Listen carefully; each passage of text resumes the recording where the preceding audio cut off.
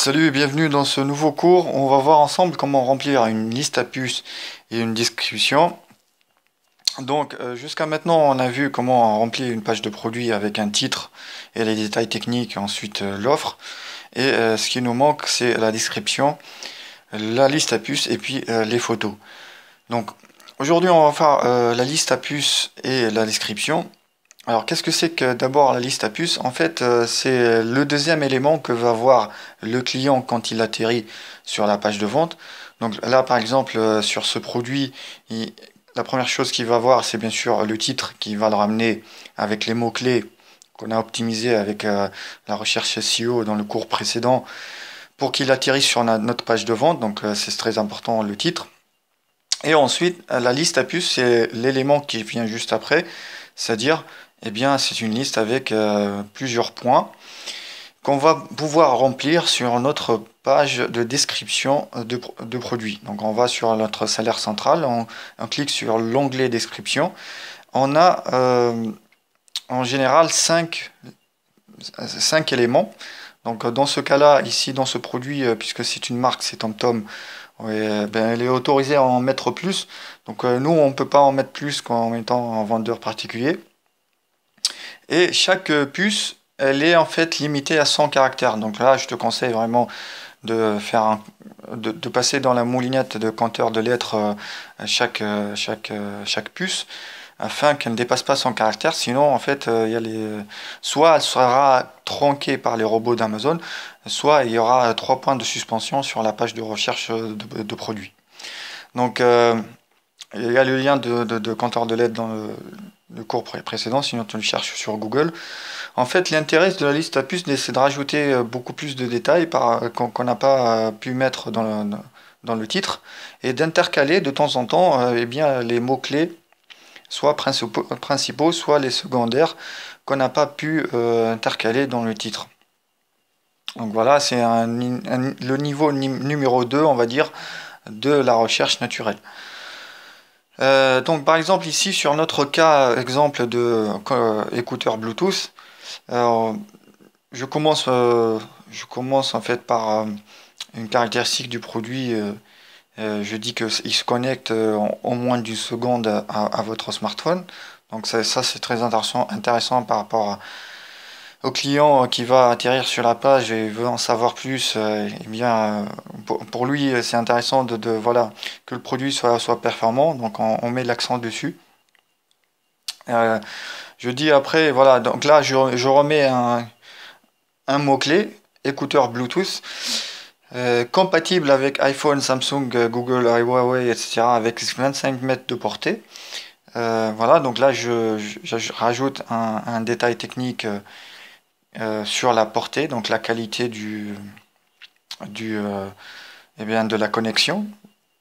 Et puis je dis aussi qu'il est compatible avec tous les smartphones. Comme ça, si le client tape dans la barre de recherche écouteur Bluetooth compatible iPhone, eh bien il va pouvoir en fait atterrir sur notre page parce que on va diriger tous les trafics des gens qui cherchent on va dire des produits qui sont compatibles avec leur smartphone sur notre page de vente. Donc on va pas lâcher ça aussi. Et donc après troisièmement, je mets oreillette Bluetooth, donc je mets aussi un autre mot-clé.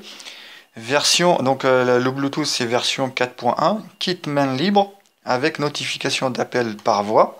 Donc voilà, là je décris un petit peu ce qui se passe quand je reçois un appel.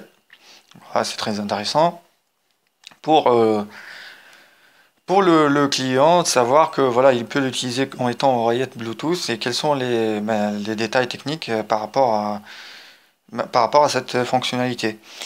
Ensuite, quatrièmement, idéal pour pratiquer la course marche à pied. Donc là, je reviens sur tout ce qui est sportif. Course à marche à pied en toute liberté sans avoir à connecter un fil. Voilà, donc là, je remets l'accent sur la liberté de mouvement et sur le sport. Donc voilà, l'essentiel c'est que on intercale les mots-clés qui restent, qu'on n'a pas pu mettre sur le titre du produit. Ensuite, s'il y a d'autres mots-clés cités à sec par rapport aux mots-clés, eh bien, on revient sur Google AdWords et bien on recense même les mots-clés qui ont un petit trafic à 10 ou 100 recherches par mois. Tu les rajoutes dans la liste à puces, c'est toujours bon à prendre. Et ne dépasse pas pour chaque puce les 100 caractères.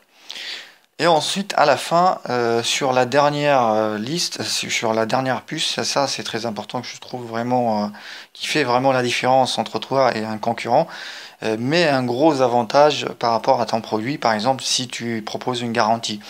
Par exemple, ce produit électronique, donc la garantie minimale, à mon avis, c'est que tu trouves un fournisseur qui garantit ton produit 12 mois. Donc, ça me semble vraiment évident pour moi que ton produit électronique soit garanti 12 mois. C'est une preuve donc, de fiabilité et que tu as confiance dans ton produit.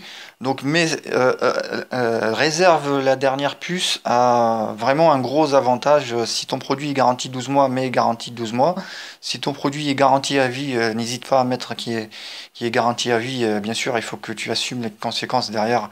Il doit être garanti à vie.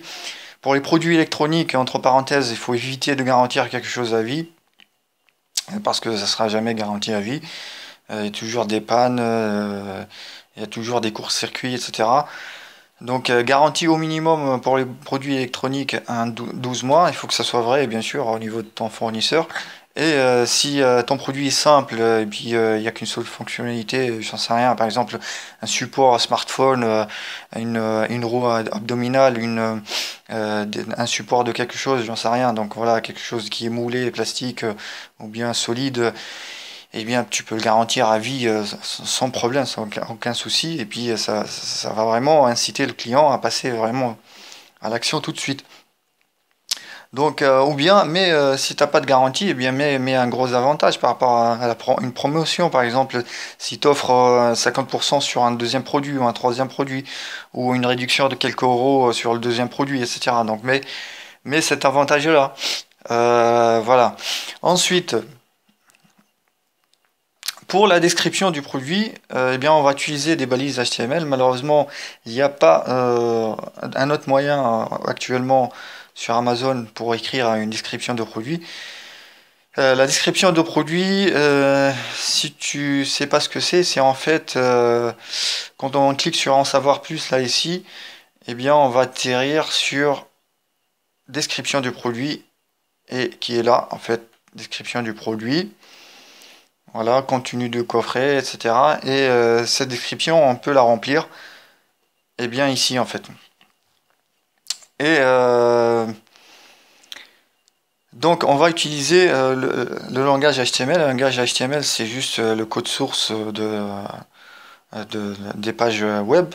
C'est pas compliqué, on va utiliser 2-3 balises, c'est pas plus, pour commencer un paragraphe, pour faire du gras et puis pour revenir à la ligne. Donc trois balises. Donc je t'ai mis un exemple juste en dessous de la vidéo, tu peux l'adapter à ta sauce.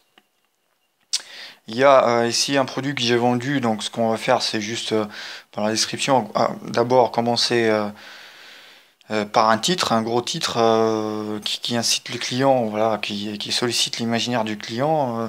Par exemple là c'est un produit que j'ai vendu qui consiste en une lampe avec plusieurs couleurs. Donc je dis que voilà, je commence par la description, voyager dans un monde de merveilles, etc., lumineuse avec ce petit bijou, par exemple. Voilà. Et, et pour commencer ce titre, j'ouvre en fait la balise HTML paragraphe et je la ferme. Et puis j'ouvre une balise en gras et je la ferme. Voilà, tout simplement. Donc je vais mettre l'exemple pour que tu l'adaptes à ton cas. Ensuite, je continue, j'écris paragraphe par paragraphe. En fait, je décris les fonctionnalités du produit, l'intérêt du produit, l'utilité du produit, etc. Donc là, par exemple, je dis oubliez votre stress de la journée en vous octroyant un tour de magie, etc. Donc, je commence par une liste à puces. Je fais, premièrement, permet de jouer votre musique, permet de diffuser cette couleur, et il y a un effet 3D, etc. Et donc chaque liste, chaque tiret commence par la balise BR, c'est-à-dire voilà, un retour à la ligne tout simplement. Parce que malheureusement, on peut pas faire autrement dans la description. On doit passer par le formalisme HTML. C'est comme ça pour le moment sur Amazon. Peut-être qu'ils vont changer bientôt. Ensuite, voilà, donc je dis un compagnon multimédia, et inclus, il y a un manuel, pourquoi pas, voilà, tu mets s'il y a un manuel, s'il y a un descriptif, s'il y a des accessoires, tu décris les accessoires. Voilà, maintenant, par exemple, là, dans ce paragraphe, je décris les accessoires. Il y a un câble USB, un câble micro USB, il y a un câble audio, il y a un lecteur SD, voilà. Ensuite, il y a un gros, donc là, comme d'habitude, je commence par la balise BR et puis je ferme le paragraphe avec la balise B. Ensuite, je décris un gros morceau du produit. Par exemple, si tu as un gros un accessoire qui mérite d'être décrit. Par exemple, là, j'ai une télécommande infrarouge. Je dis voilà, il y a une télécommande infrarouge et puis je décris toutes les fonctionnalités de la télécommande. Il y a un timer, il y a des modes on-off, il y a des pauses, des suivants, précédents, des volumes plus, volume moins, etc. Donc voilà, et n'hésite pas à être exhaustif ici parce que tu as le droit à 2000 caractères quand même. Ne dépasse pas les 2000 caractères parce que voilà, tu vas être tronqué ou bien il va y a 3 points de suspension vont apparaître sur la page de recherche Amazon. Ensuite, tu finis toujours par la garantie du produit. Tu rappelles la garantie, le gros avantage qu'on a mis dans la liste à puces. Et bien là, soit tu es exhaustif, c'est-à-dire tu rajoutes plus de, de, d'éléments par rapport aux avantages de ton produit. Tu dis, voilà, il y a une promotion actuellement, ou bien recevez 5 euros de réduction sur le troisième produit et le deuxième produit, ou bien livraison gratuite sur le deuxième produit, etc. Et donc rappelle la garantie du produit, et mets ta marque, donc la marque, ta marque machin truc, ta marque super marque qui offre une garantie de 12 mois sur le produit, etc. Et finalement, le plus important, c'est d'inciter le client à passer à l'action et de le prendre tout simplement par la main et de lui dire, voilà, ça se passe par ici, il faut aller cliquer sur le bouton ajouter au panier. Et donc là, faut arrêter de lire et faut acheter le produit tout simplement. Donc voilà, et il faut faire cet appel à l'action clair et précis. Donc par exemple ici, faites-vous grand plaisir avec un petit prix. Voilà. Cliquez sur ajouter au panier pour recevoir rapidement votre projecteur. Voilà, tout simplement. Donc un appel à l'action. Finir toujours par ça. Et donc voilà, tu n'en as pas besoin de plus que ça. Tu, tu essaies de mettre le plus possible en valeur ton produit et puis d'être le plus exhaustif possible sur la description. Tu copies-colles ça et tu le mets dans la page de la description du produit. Voilà, avec la liste à puces qu'on a déjà remplie. Et tu fais enregistrer et terminer. Et puis voilà, ensuite tu as une mise à jour de ta page de produit. Voilà, c'en est tout pour ce cours. On se retrouve dans la prochaine vidéo. On va voir comment faire des photos professionnelles et les retoucher avec des professionnels de la photo pour tout simplement ne plus laisser aucune chance au client qui va atterrir sur la page de vente que de passer à l'action. Allez, ciao et à bientôt.